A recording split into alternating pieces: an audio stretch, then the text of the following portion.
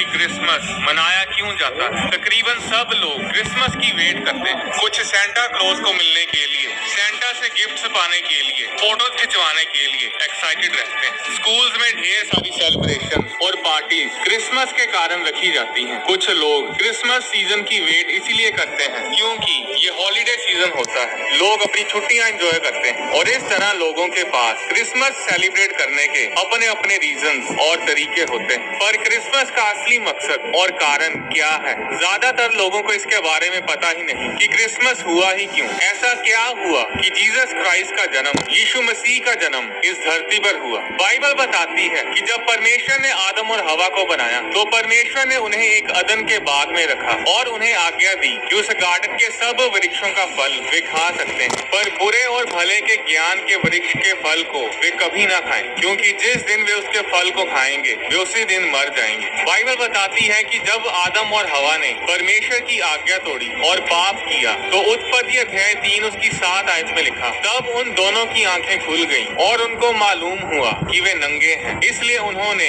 अंजीर के पत्ते जोड़ जोड़ कर लंगोट बना लिए। अपनी शर्म और पाप को ढकने के लिए वे पत्तों के कपड़े सिलकर डाल लेते हैं। पर जब परमेश्वर को उनके पाप के बारे में पता चलता है तो परमेश्वर एक जानवर को मारता है और उस जानवर के चमड़े के कपड़े बनाकर उन्हें पहनाता है। उन पेड़ पौधों के पत्तों ने उनकी शर्म और पाप को ढका नहीं, क्योंकि पत्तों में कोई खून नहीं होता। और बाइबल में इब्रानियों अध्याय 9 उसकी 22 आयत में लिखा कि बिना लहू बहाए पापों की कोई क्षमा नहीं। और इसीलिए परमेश्वर ने आदम और हवा के पाप को ढकने के लिए दुनिया की सबसे पहली कुर्बानी एक जानवर की दी और इस तरह आदम और हवा के पाप को ढकने के लिए उस जानवर के लहू को बहाया गया। और इसलिए पुराने समय में सब लोग अपने पापों की क्षमा के लिए जानवरों की कुर्बानियां देते थे। अब जानवरों की कुर्बानियां क्यों देते थे? क्योंकि बाइबल में लिखा है कि पाप की मजदूरी मौत है, यानी कि अगर किसी ने पाप किया तो उसकी सजा मौत है। क्योंकि परमेश्वर एक न्यायी परमेश्वर है, इसलिए वो मेक श्योर करता है कि जिसने पाप किया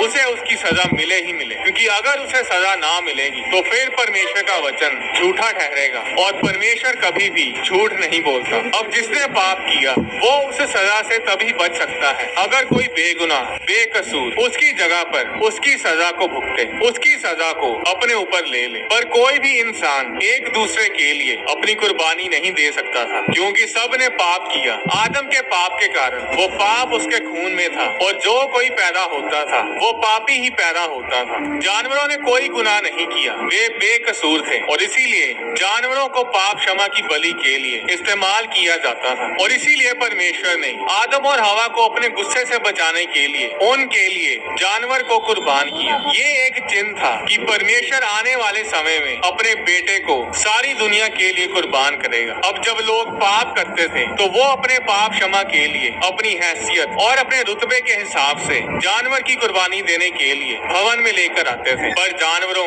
बैलों बकरों की कुर्बानियां पाप क्षमा के लिए कोई परमानेंट सोल्यूशन नहीं थी। आदम और हवा के पाप को ढकने के लिए परमेश्वर ने एक मासूम एक बेकसूर जानवर का लहू क्यों बहाया? इसका जवाब यही है, जानवरों ने कोई गलती कोई गुनाह नहीं किया था, वे बेकसूर थे बेगुनाह थे और इसीलिए वे उस इंसान की जगह मरते थे जिन्होंने गुनाह किया होता था। और उस बेकसूर जानवर के लहू के जरिए लोगों के पाप ढके जाते थे। अब लोगों को बार बार जानवरों का लहू बहाना पड़ता था। अब मनुष्य जाति के पाप हमेशा के लिए माफ करने के लिए परमेश्वर को एक ऐसे इंसान की कुर्बानी की जरूरत थी जो पाप से रहित हो, जिसके खून में पाप का नामो निशान ही ना हो। आदम के खून में पाप था और इसलिए सब लोग जो आदम के बाद पैदा हुए वे सब पापी ही पैदा होते थे, क्योंकि वे सब इंसानी बाप से पैदा होते थे। परमेश्वर आदम और हवा से बहुत प्रेम करता था। जब परमेश्वर को पता चलता है कि शैतान ने सांप के बीच आकर हवा को भरमाया और पाप करवाया, तो उस समय परमेश्वर शैतान को एक भविष्यवाणी देता है और उस समय परमेश्वर क्रिसमस की घोषणा करता है, जिसके बारे में उत्पत्ति अध्याय 3 उसकी 15 आयत में लिखा है, और मैं तेरे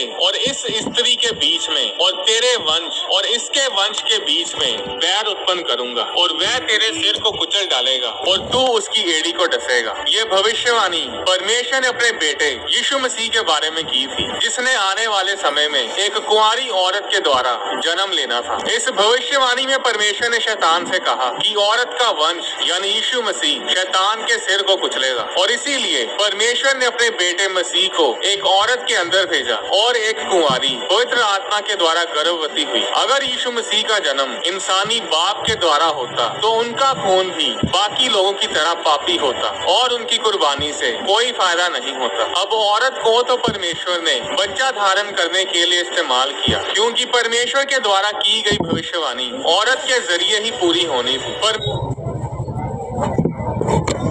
चाइना आई तो वो प्रेसिडेंट ये को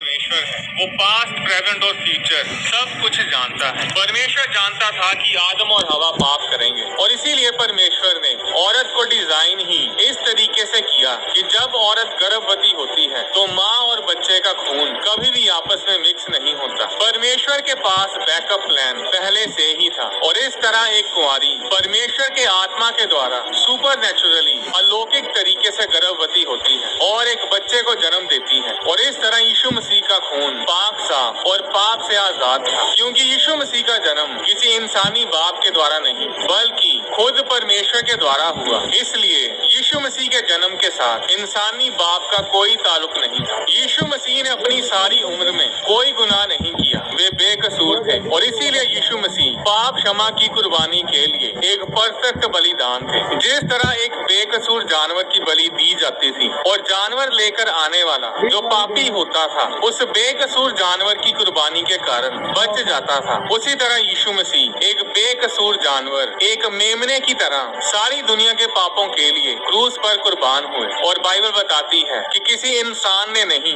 बल्कि परमेश्वर ने खुद अपने बेटे को मारा। परमेश्वर ने हमसे इतना प्रेम किया कि उसने हमें अपने पास लाने के लिए अपने बेटे को मार डाला। यशायाह अध्याय 53 उसकी 4 आयत में लिखा, निश्चय उसने हमारे रोगों को सह लिया और हमारे ही दुखों को उठा लिया, तो भी हमने उसे परमेश्वर का मारा कूटा और दुर्दशा में पड़ा हुआ समझा। परंतु वह हमारे ही अपराधों के कारण यानी यीशु मसीह हमारे ही अपराधों के कारण घायल किया गया, वह हमारे अधर्म के कामों के कारण कुचला गया। परमेश्वर इतना पवित्र है कि जहाँ पाप होगा वहाँ परमेश्वर कभी नजर नहीं आएगा। जब आदम और हवा ने पाप किया था तो परमेश्वर का आत्मा उनके शरीर को छोड़कर चला गया था और दोबारा कभी उनके अंदर नहीं समाया, क्योंकि उनके शरीर में पाप था। और जब यीशु मसीह क्रूस पर थे तो सारी दुनिया के पाप उनके शरीर के ऊपर डाल दिए गए थे, और यही कारण था कि परमेश्वर ने अपने इकलौते बेटे को कुछ समय के लिए छोड़ दिया था, क्योंकि उस समय क्रूस पर यीशु मसीह सिर्फ पापी ही नहीं बल्कि पाप बन चुके थे। और इसीलिए यीशु मसीह ने चिल्लाकर कहा था कि हे मेरे परमेश्वर, तूने मुझे क्यों छोड़ दिया। परमेश्वर किसी के साथ पार्शियलिटी कोई पक्षपात नहीं करता। परमेश्वर अपने कैरेक्टर में इतना दृढ़ है कि जब क्रूस पर पाप उसके बेटे के शरीर पर था तो उसने अपने ही बेटे को छोड़ दिया था। पर यीशु मसीह कोई आम इंसान नहीं थे, वे इंसानी शरीर में परमेश्वर थे, और इसीलिए मौत उन्हें कैद नहीं कर पाई। मरने के तीसरे दिन वे फिर जी उठे और 40 दिन लोगों के साथ समय बिताकर अपने शरीर में ही सीधा स्वर्ग चले गए। और आज भी परमेश्वर हमारी खातिर एक इंसानी शरीर में ही है, और वो स्वर्ग में पिता परमेश्वर की दाहिनी ओर विराजमान है। जानवरों की कुर्बानियां हमें कुछ समय के लिए ही परमेश्वर के क्रोध से बचाती थी, पर यीशु मसीह की कुर्बानी के बाद अब हमें जानवरों की कुर्बानियां देने की कोई जरूरत नहीं, क्योंकि यीशु मसीह एक ही बार और हमेशा के लिए सारी दुनिया के पापों की क्षमा के लिए कुर्बान हुए। यीशु मसीह इस धरती पर कुर्बान होने के लिए ही आए थे, और इसीलिए हम क्रिसमस मनाते हैं कि परमेश्वर हमारी खातिर इंसान बना और हमें बचाने के लिए अपने आप को कुर्बान कर दिया। अगर आप यीशु मसीह को नहीं जानते तो मैं आपको बताना चाहता हूँ कि यीशु मसीह के जन्म लेने से हजारों साल पहले ही सैकड़ों भविष्यवाणियां यीशु मसीह के जीवन के बारे में लिखी गई थी कि एक कुंवारी गर्भवती होगी और एक पुत्र जनेगी, और वो लोगों के लिए क्या क्या करेगा, उसका जीवन कैसा होगा, कैसे वो हमारे लिए मार खाएगा और क्रूस पर चढ़ा दिया जाएगा और मरने के तीसरे दिन फिर जी उठेगा। इतिहास खोलकर देख लो, ऐसा कभी नहीं हुआ कि किसी के पैदा होने से पहले ही उस इंसान के बारे में हजारों सालों से प्रॉफिट्स और नबियों के द्वारा भविष्यवाणियां की गई हों। आज जो अपने आप को बहुत समझते हैं और अपने पीछे लोगों को लगा कर बैठे हैं, ना तो उनके जन्म के बारे में कोई भविष्यवाणी हुई, ना ही वे लोगों के लिए मरे और ना ही वे मुर्दों में से जी उठे। अगर आप आज भी इजराइल में जाएं, तो वहाँ पर यीशु मसीह की कब्र आपको खाली ही मिलेगी। बाइबल में एक पुस्तक है जिसका नाम यशाया है, जिसे यीशु मसीह के जन्म से 700 साल पहले लिखा गया था। यशाया अध्याय 7 उसकी 14 आयत में लिखा, इस कारण प्रभु आप ही तुमको एक चिन्ह देगा। सुनो, एक कुंवारी गर्भवती होगी और पुत्र जनेगी और उसका नाम इमैनुअल रखेगी। इमैनुअल का मतलब है परमेश्वर हमारे साथ, गॉड विद अस। ये तो सिर्फ एक भविष्यवाणी है, ऐसी सैकड़ों भविष्यवाणियां हैं जिनके बारे में अगर मैं बताने लगूं तो ये वीडियो खत्म ही नहीं होगी। बाइबल ही एक ऐसी पुस्तक है जिसमें भविष्य के बारे में लिखा है कि क्या होने वाला है, इस युग का अंत कैसे होगा। ये गूगल पे, Paytm, cashless society, one world religion के बारे में, महामारियां, भूकंप, जो कुछ इस दुनिया में चल रहा है, ये सब कुछ बाइबल में पहले से ही लिखा हुआ है। यीशु मसीह के जन्म के बारे में, उनकी मौत और जी उठने के बारे में बाइबल में पहले से ही सब लिखा हुआ था और ऐसा ही हुआ। जी उठने के 40 दिन बाद यीशु मसीह जीवित अपने शरीर के साथ स्वर्ग में गए और अब वो दोबारा फिर आएंगे और सारी दुनिया का न्याय करेंगे और इसके बारे में भी बाइबल में पहले से ही लिखा हुआ है। हम क्रिसमस इसीलिए मनाते हैं क्योंकि परमेश्वर जो आत्मा है वो अपना स्वर्ग छोड़कर हमारे लिए इस धरती पर आया और हमारी तरह एक इंसान बनकर जिया। बाइबल बताती है कि यीशु मसीह को भूख लगती थी, उन्हें प्यास लगती थी, वे थक जाते थे, वे रोए भी, वो सब इमोशंस जो हम महसूस करते हैं, सुख दुख,